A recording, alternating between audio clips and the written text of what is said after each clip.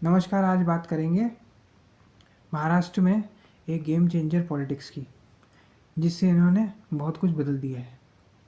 महाराष्ट्र में एमपी के लाडली बहना योजना के तहत ही महाराष्ट्र में भी पैसा मिलेगा गरीब महिलाओं को। अब इस पर चर्चा करेंगे कि कैसे ये गेम चेंजर हो सकता है।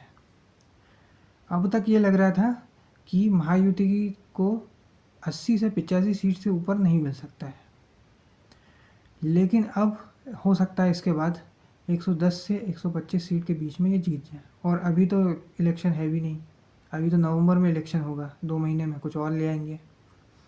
तो जो राहुल गांधी कहते थे कि खटाखट पैसे आएंगे, वो इन्होंने अप्लाई कर दिया है।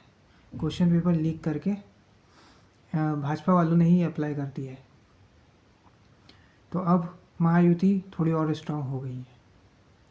हालांकि जहाँ पर भी ये योजना को बढ़ावा दिया जा रहा है, प्रमोट किया जा रहा है, वहाँ पे सिर्फ देवेंद्र फडणवीस और एकनाथ शिंदे आ रहे हैं। अजीत पवार की एनसीपी कहीं पे दिख नहीं रही है।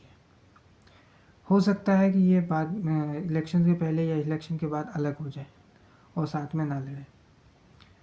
अब इससे क्या होगा कि जो गरीब महिला है वो बीड़ी सिगरेट गुटखा तो खाएगी नहीं, वो घर के लिए ही खर्चा करेगी। तो ये इन्हीं की इकोनॉमी में जाएगा। तो अब फ़ायदा आप कैसे उठाएंगे? आप बोलेंगे मैं तो मिडिल क्लास हूँ, मुझे कैसे फ़ायदा होगा? तो ये 1500 रुपये में से 500 रुपये खर्चा करेगी कोई साफ़ सफाई में, कोई टूथपेस्ट खरीदेगा, कोई शैम्पू खरीदेगा, कोई हार्पिक खरीदेगा। तो आपको देखना आप कैसे इससे फ़ायदा उठाओगे, मिडिल क्लास कैसे फ़ायदा उठा सकता है। तो मिडिल क्लास को ये चेक करना है। ये सब सारी चीज़ें होती हैं एफएमसीजी प्रोडक्ट्स में। तो अब एफएमसीजी प्रोडक्ट्स के रेवेन्यू और बढ़ेंगे, क्योंकि पैसा इनके हाथ में आएगा तो ये बीड़ी सिगरेट गुटखा तो खाएंगे नहीं, ये खर्चा इन्हीं चीज़ों पे करेंगे। तो ये होते हैं एफएमसीजी प्रोडक्ट। आपको एफएमसीजी कंपनी उठानी है, उसके फंडामेंटल्स चेक करने हैं और उसमें पैसा लगाना है। ये कभी नहीं होता है कि मिडिल क्लास को अब कुछ मिल नहीं रहा है, ये हमें फ़ायदा नहीं हो रहा, हमें फ़ायदा नहीं हो रहा। रोक के कोई फ़ायदा नहीं है। आपको मिडिल क्लास जो है उसको ज़्यादा से ज़्यादा सिर्फ इंफ्रास्ट्रक्चर मिल सकता है, एयरपोर्ट मिल सकते हैं, रोड मिल सकते हैं। इससे ज़्यादा मिडिल क्लास को कुछ नहीं मिलेगा। तो आपको रोने के बजाय इसमें एक अपॉर्चुनिटी ढूंढनी है। जितना आप अपॉर्चुनिटी ढूंढते जाओगे उतना आपको फ़ायदा होगा। और इस मास्टर स्ट्रोक से थोड़ा सा राजनीति बदल गई है महाराष्ट्र की, और थोड़ा सा भाजपा शिवसेना को एक एज मिल गई है। हालांकि यही मास्टर स्ट्रोक हरियाणा में नहीं खेल पाए हैं। हरियाणा में ये चीज़ नहीं चल पाई है। कुछ चीज़ें ऐसी होती हैं जो सिर्फ महाराष्ट्र में ही चलती हैं। मैं कोई समर्थक नहीं हूँ, लेकिन जो जनता की भावनाएं हैं उनको ये नेता बहुत अच्छी तरह से समझते हैं कि आजकल ये फ्रीबीज ही चलती है, तो ये फ्रीबीज ही बांटते हैं। और मिडिल क्लास भी क्योंकि अंधी होती है, वो तो भाजपा को ही वोट डालेगी या किसी एक पार्टी को ही वोट डालेगी। तो मिडिल क्लास से इतना कोई स्कीम या कोई ऐसा नहीं चलता है। मिडिल क्लास ना ग्राउंड पे उतर सकती है, ना सोशल मीडिया पे लिख सकती है। तो इसलिए ज़्यादातर फोकस जो होता है वो गरीबों पे ही होता है या अमीरों पे होता है। अमीरों को कॉर्पोरेट टैक्स कम हो जाता है, गरीबों के साथ उनको फ्रीबीज मिल जाती है। फिर क्योंकि अब इनकी कहानियाँ बिक नहीं रही थी, तो इसलिए इनको नया नैरेटिव चाहिए था, नया परसेप्शन चाहिए था, नए जुमले चाहिए थे, तो वो अब दे दिए गए हैं। अब जब ये महिलाओं को दिए जाएंगे, ये सारा काम जो है लाडली बहना योजना के ऊपर ही चल रहा है। सारे बैंकों में यही काम चल रहा है कि जल्दी जल्दी बैंक अकाउंट खुलें और उनके अकाउंट में पैसे डाले जा सके। तो इससे एक महिला वो मतदाता जो है, वो करोड़ों महिला मतदाता जो है, उसको फ़ायदा होगा। वो वोटर इनको मिल जाएगा।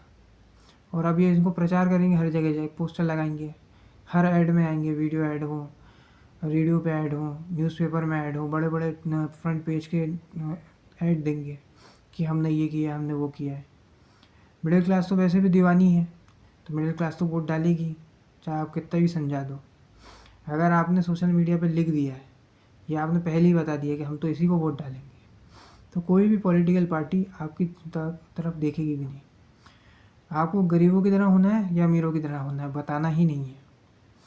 और यदि कोई पूछता है कि भाई साहब आप किसको वोट डालोगे, तो बोले मैं वोटिंग के दिन डिसाइड करूँगा। और कोई ज़्यादा फोकस करे, ज़्यादा पूछे कि आप किसको वोट डालोगे, किसको वोट डालोगे, तो आपको ये बोलना है कि पैसे देगा क्या, तो मैं बताऊँगा।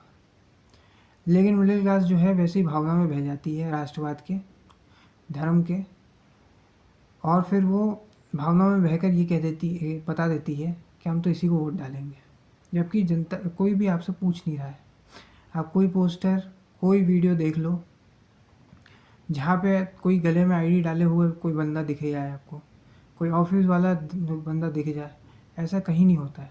एक कांग्रेस का ऐड था, उसमें बस ये था कि एक बंदा फॉर्मल कपड़ों में आगे जाता है और ऑटो चला के जाता है, बस इतना ज़रूर दिखाया है। लेकिन मिडिल क्लास की कोई वैल्यू नहीं है। प्रधानमंत्री वीडियो कॉन्फ्रेंसिंग करते हैं तो गरीबों के साथ करते हैं या अमीरों के साथ करते हैं, आपको कोई पूछता नहीं है। इसलिए पॉलिटिकल डिबेट करने के बजाय ये देखिए कि आप अपने कैसे इनकम सोर्स को बढ़ा सकते हैं, क्योंकि टैक्सेस तो बढ़ेंगे ही। आपको ये देखना है कि आप मल्टीपल इनकम सोर्स कैसे जनरेट कर सकते हो, कैसे क्रिएट कर सकते हो। आप कोई कोर्स बेच सकते हो, या यूट्यूबर बन सकते हो, या स्टॉक मार्केट में जा सकते हो, या कोई प्रॉपर्टी लेके उसको रेंट पे डाल सकते हो। यही सारी चीज़ें आपको देखनी होंगी, और कोई दूसरा तरीका नहीं है आपके लिए कि मिडिल क्लास के लिए कोई काम होंगे, मिडिल क्लास के लिए कोई योजनाएं चलेंगी। मिडिल क्लास को ज़्यादा से ज़्यादा सिर्फ इंफ्रास्ट्रक्चर ही मिल सकता है। अब आप ये बोलेंगे कि वोटर तो मिडिल क्लास भी है, तो क्यों नहीं हमें क्यों नहीं मिल रहा है? तो ऐसा ही होता है हर जगह पे। और यदि अब अमीर तो आप बन नहीं सकते, गरीब बन के देख लो, लगा लो ठेला, गरीबों वाले काम करने लग जाओ, मैकेनिक बन जाओ, कारपेंटर बन जाओ। अमीर बनना मुश्किल है, गरीब बनना तो आसान है ना, एक बार बन के देख लो। तो आपको विचलित नहीं होना है, आपको इसमें अपॉर्चुनिटी ढूंढते रहना है कि अमीर लोग जब गरीब से बाहर निकलेगा तो वो एफएमसीजी प्रोडक्ट्स ढूंढेगा।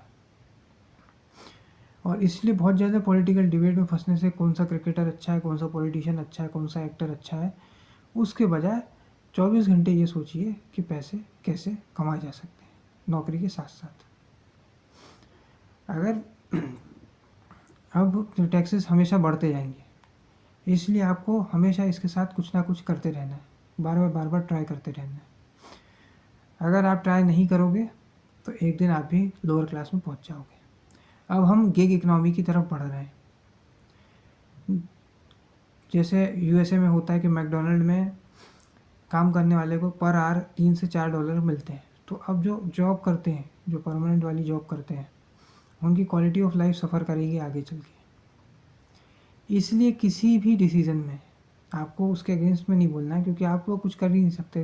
देश सिर्फ बिजनेसमैन चलाते हैं या पॉलिटिशियन चलाते हैं, आपको उसमें अपॉर्चुनिटी ढूंढनी है। ये फैसला कैसे गेम चेंजर होगा या नहीं होगा, ये हम आगे देखेंगे, रिजल्ट से पता चलेगा। इस वीडियो में इतना ही। अगर ये वीडियो आपको पसंद आया तो ये वीडियो को लाइक करें, शेयर करें, कमेंट करें और चैनल को सब्सक्राइब करें। धन्यवाद।